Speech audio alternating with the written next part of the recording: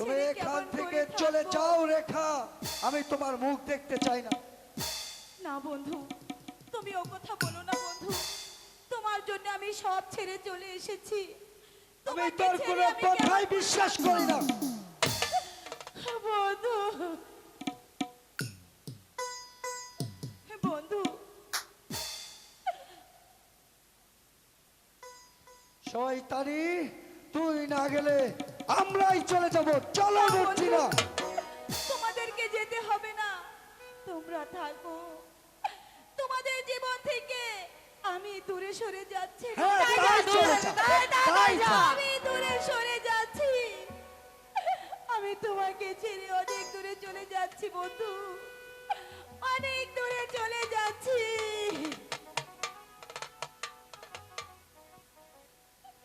বন্ধু, তোমার সঙ্গে আর কোনোদিন আমার দেখা হবে না বন্ধু। আমি তোমাকে ছেড়ে চলে যাচ্ছি বন্ধু, আমি চলে যাচ্ছি জায়গা হারে।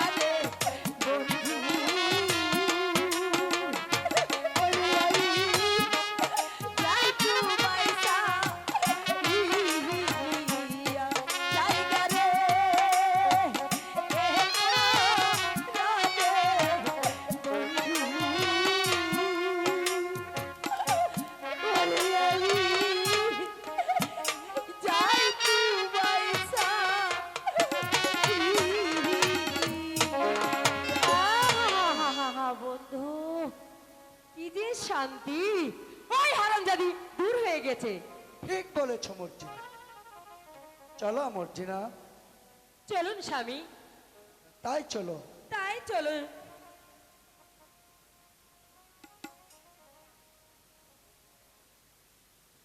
হ্যালো সুপ্রিয় দর্শক, এই সিদ্ধাবাড়ি কৃতি সন্তান রোজ রোজ এখানে প্রেমিকাকে নিয়ে আসতো, আমার মনে হয় ওরা আসবে না। মনে রেখো যুবক, কাজলকে ধরিয়ে দিতে না পারলে পুরস্কার তো দূরের কথা, তোমার জীবনটাই দিতে হতে পারে। পরশু কোনোদিন কাজ করে না। আসুন, আমি এক্ষুনি কাজলকে ধরিয়ে দিচ্ছি। বেশ, তাই চলো। তাই চলুন।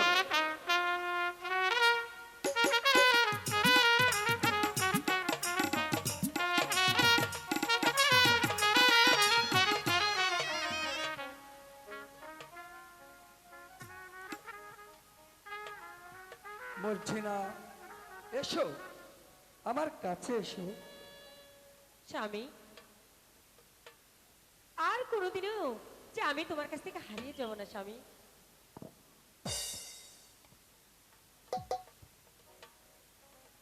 কাজল, আর কোথায় পালাবি শয়তান?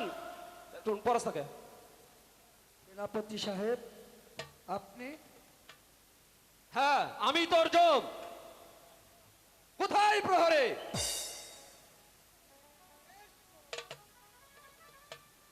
বন্দি করায় কয়দিকে?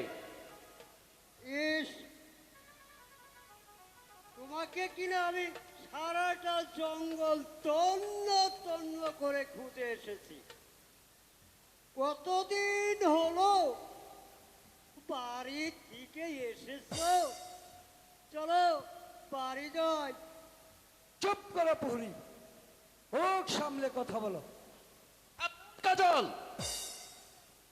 তোমাকে বন্দি করে রূপনগরে নিয়ে যাব। আমাকে বন্দি করার আগেই আপনাকেও আমি ছেড়ে দেব না। আমিও প্রস্তুত। ওহ! কি করব আমি আজ নিরস্ত্র? বন্দি করো প্রহরে। আমি তাই করছি।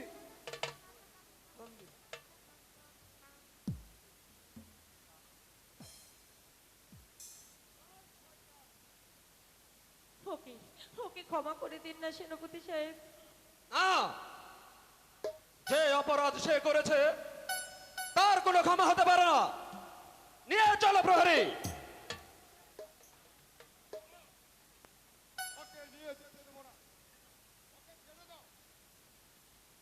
তাহলে তুমিও মরো।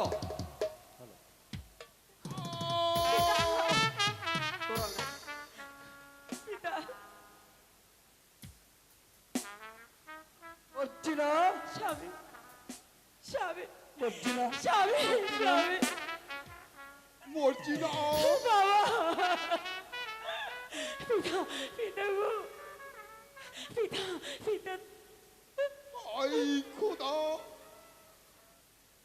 মর্জিনা, পিতা, আই মা, আমার কাছে আয়, আমি চলে যাচ্ছি। না, পিতা না, ওই দুঃখ পাচ্ছি মা, আমার যাবার সময় হয়েছে, না, তাই আমি চলে যাচ্ছি। আর দুঃখ রইল, জীবন দিও কাজলকে বাঁচাতে পারলাম না। কাজল, পিতা, পিতা, চলুন, চলুন, আমি আপনাকে অন্তরপুরে নিয়ে যাই। পিতা, চলুন, চলুন পিতা।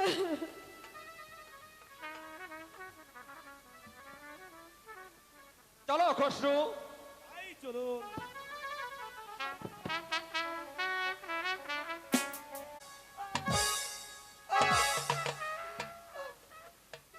জাহাপনা,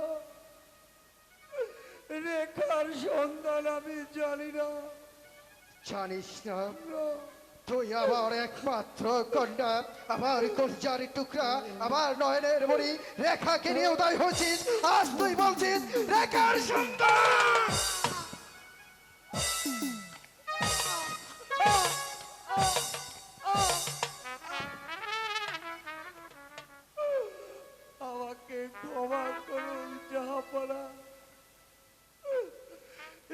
তোমার সাথে আমার কোনো সাক্ষাৎ নেই। বল বল এই শয়তান, রেখার সাথে কেমনই করে তোর সাক্ষাৎ নেই? বল!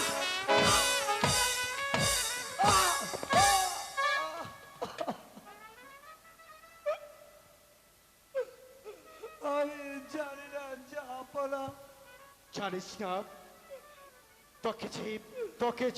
তোকে যে সত্য কথাটাই বলতে হবে। যতক্ষণ তুই না বলবি ততক্ষণ আমার হাতের চাবুক দিয়ে তোকে পিঠের চাপ আমি তুলে দেব।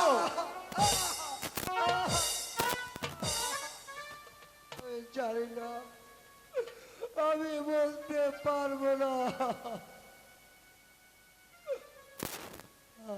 জাফর আলী খাঁ আজ রাতে ওকে সেই কারাঘরে আবদ্ধ করে রাখবে।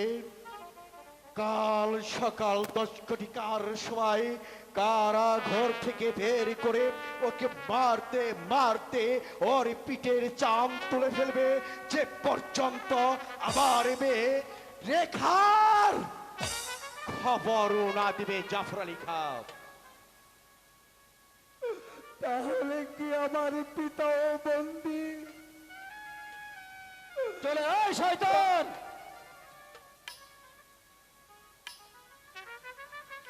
নিয়ে যাও জাফর আলী খাঁ।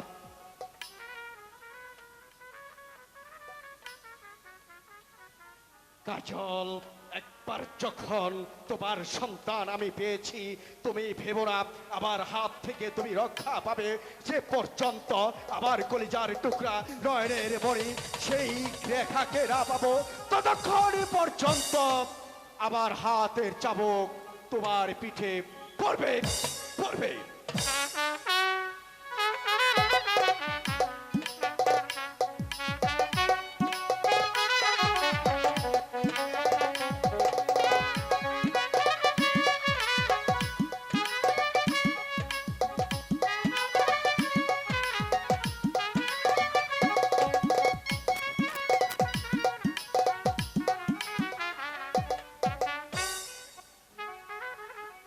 বাবা ইব্রাহিম, বলুন আম্মি জান। এইভাবে বনের মাঝে এখন সময় নষ্ট করে কোনো লাভ হবে না। এখানে থাকলে আমরা কাজলকে কোনোদিন খুঁজে পাবো না। আম্মি জান, আজ বনরাজ আসলে তার কাছ থেকে বিদায় নিয়ে আমরা এখান থেকে চলে যাব। ঠিক আছে বাবা ইব্রাহিম, তাই চলে যাব। ভাইজি,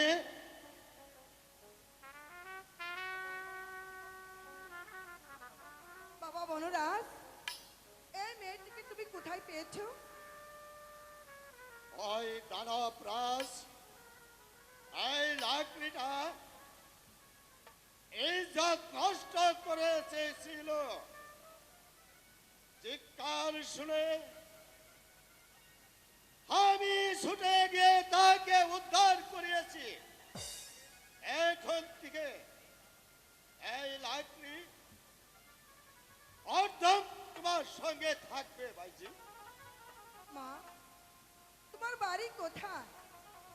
আর কেনই বা এই বনে এসেছিলে? মা, আমার বাড়ি ঘর নেই, আমি এখন আশ্রয়হীন, মাথা গুজবার স্থান নেই। তুমি আশ্রয়হীনা? না, তোমাকে দেখে মনে হচ্ছে তুমি হবে কোনো রাজকন্যা। তুমি তুমি সত্যি করে পরিচয় দাও বোন। কি পরিচয় দিব আমি আপনাদের কাছে গো? আমি আপনাদের কাছে গো।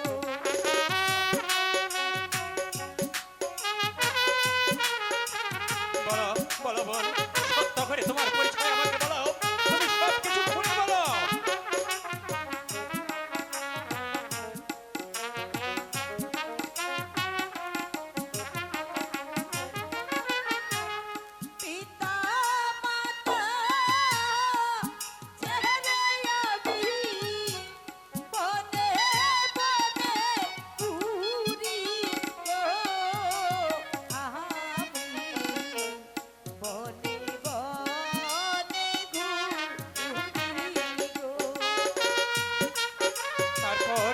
তারপর কি হলো তুমি সব কিছু আমার কাছে খুলে বলো।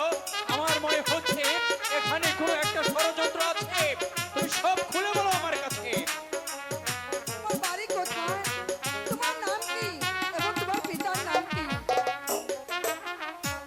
রূপনগরে বাড়ি আমার, রূপনগরে ঘর গো আমার, রূপনগরে ঘর গো।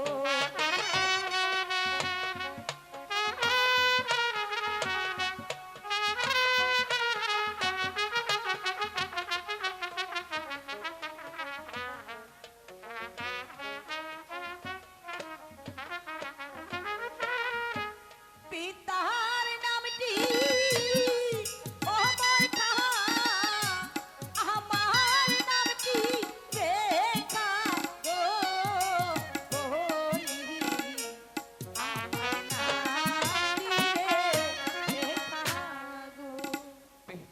পিতার নাম অমর খাপ, তোমার নাম রেখাপ।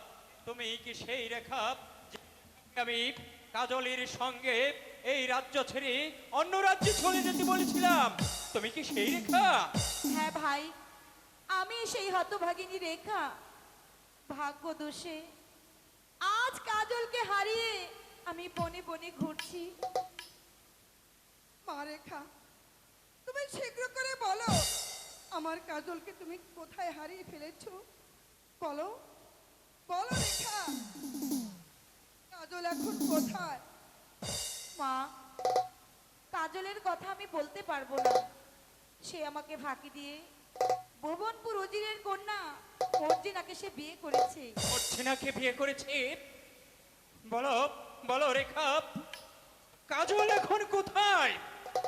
যেমন করে হোক আমি কাজলকে ফিরিয়ে আনবই। সে মর্জিনাকে নিয়ে তার মামার বাড়িতে রওনা হয়েছিল। পথে কাজল কুষ্ঠরোগে আক্রান্ত হয়ে দুটি চোখ অন্ধ হয়ে যায়। তাকে ফেলে মর্জিনা চলে যায়।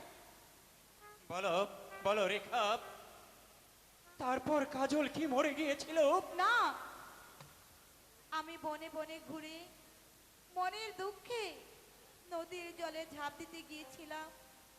তখন চিৎকার শুনে ছুটে গিয়ে এক ফোঁটা পানির জন্য রাস্তায় পড়ে পানি পানি বলে কাঁদছে।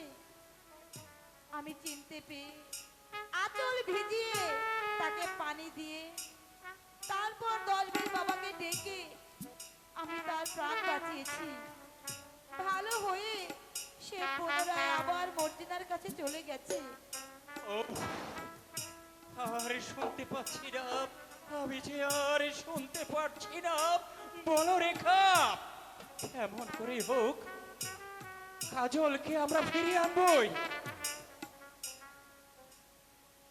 চলো বাবা ইব্রাহিম, চলো মা রেখা।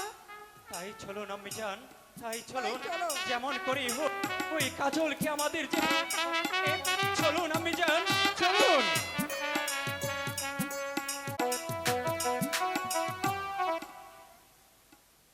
বেঈমান কথা বলে, আজকের দিনটাই হচ্ছে তোর ছেলের শেষ দিন। প্রহরী, বন্দী কদমালিকে দরবারে হাজির করুন।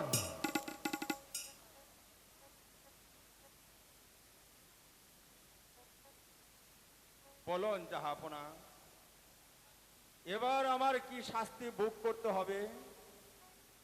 এবার তোমার শাস্তি নয় কদমালে, তোমার শাস্তি হবে তোমার রম্পর ছেলে। তোমার ছেলে যেমন করে আমার বুক থেকে আমার মেয়েকে ছিনিয়ে নিয়েছে, আজ আমার হাতে তোর এই চোখের সামনে তোর ছেলেকে আমি করব হত্যা। জাফর আলী খান, বন্দি কাজলকে দরবারে নিয়ে এসো। এই নিন জাহাপনা। কাজল, কাজল, বাবা, পিতা, পিতা গো,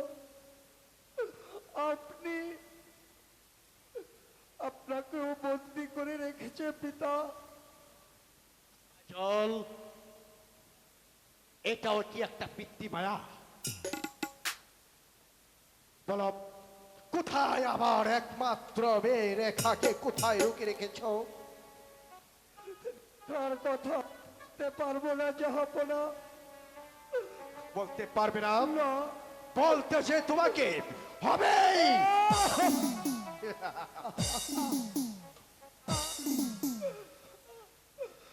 আমাকে আর এমনি ভাবে চাবুক মারবেন না। আমি যে আর সইতে পারছি না। জাহাপনা, আপনার দুটি পায়ে ধরে বলছি, কাজলকে আর এমনি ভাবে মারবেন না। শাস্তি দিতে হয় আমাকে দিন, তবু আমার চোখের সামনে ওকে আর এমনি ভাবে মারবেন না জাহাপনা। এখনো শাস্তির শেষ নয় কথা মানে, শাস্তি যে আরো হবে। এখন তোর চোখের সামনে তোর এই রম্পট ছেলেটাকে আমি করব হত্যা। কথা বলি খাপ, এখনো দাঁড়িয়ে কেন? এই মুহূর্তে শয়তানটাকে হত্যা করো, তার ছিন্ন ছির বাক্য উপহার দিয়ে দাও। চলে এসো কাজল, মৃত্যুর জন্য প্রস্তুত হয়ে যাও। জাহাপনা, দোহাই লাগে আপনার, আমাকে হত্যা করুন, তবু কাজলকে না মুক্তি দিন। পিতা, না পিতা, আপনি আর আমার জন্য অনুরোধ করবেন না, তাহলে যে ওরা আপনাকেও রেহাই দেবে না। কাজল, আয় বাবা, আমারই পক্ষে আয়। যা পরালি খা! আমার যে আর সহ্য হচ্ছে না, তুমি এই মুহূর্তে বেদবটাকে জবাই করে তার তাজা রক্ত আমাকে উপহার দেবে। কাজল, প্রস্তুত হয়ে যাও।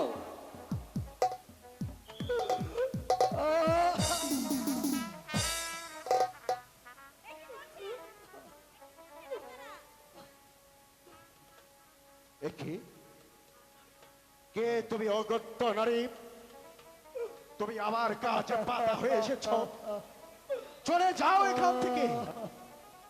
মানুষের উপর অত্যাচার করতে করতে এমনই জল্লাদ ছেজেছেন যে এখন পর্যন্ত আমাকে আপনি চিনতে পারছেন না। কে কে তুমি? কি তোমার এ পরিচয়? কে পরিচয় দিব আপনার কাছে?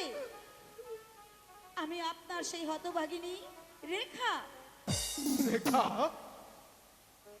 আমার রেখা, আমার রেখা হারানো মানে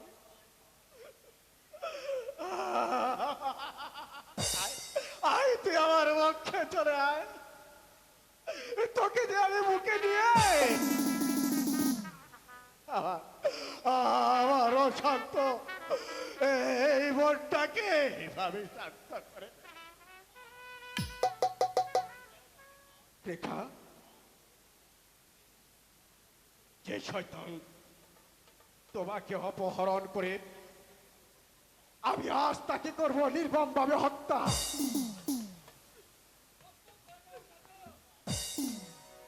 না না জাফর কাকা, আপনি ওকে মারবেন না। ওরে রেখা, তুমি যে আর বাধা দিবে না। তুমি আমাকে ক্ষমা করো। বন্ধু, বন্ধু, রেখা, তুমি এখান থেকে চলে যাও। এই শয়তানকে যে আমি কিছুতেই রেহাই দেব না। যা পুরা রেখা, তাকে হত্যা করো। কে কে তুমি? আমার কাছে তুমি বাধ্য হয়ে এসেছো? আমি তোমার চোখ, এবার সহ্য করো আমার আঘাত। আমলা প্রস্তুত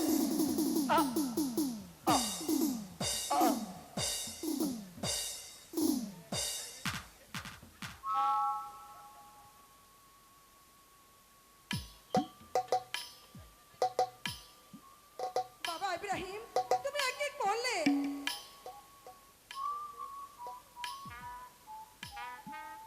এবারে সহ্য করুন আমার অস্ত্রের আঘাত।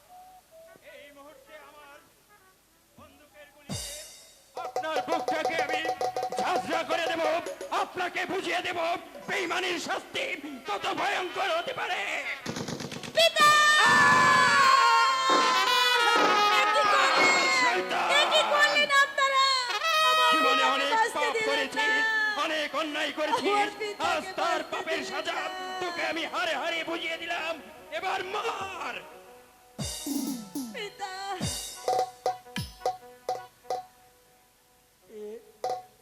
কে আপনি? এই হলো বেগম হোসনা বানু, আর আমি ইব্রাহিম, আর এই হলো তোমার গর্ভধারিণী মা। বাবা ইব্রাহিম, হ্যাঁ, তুমি কি বলছো? বাবা, হ্যাঁ আম্মি জান, আমি ঠিকই বলছি, এই সেই আপনার হারিয়ে যাওয়া পুত্র কামাল। আমার কামাল, আয় বাবা, তুই আমার বুকে আয়। আম্মি জান।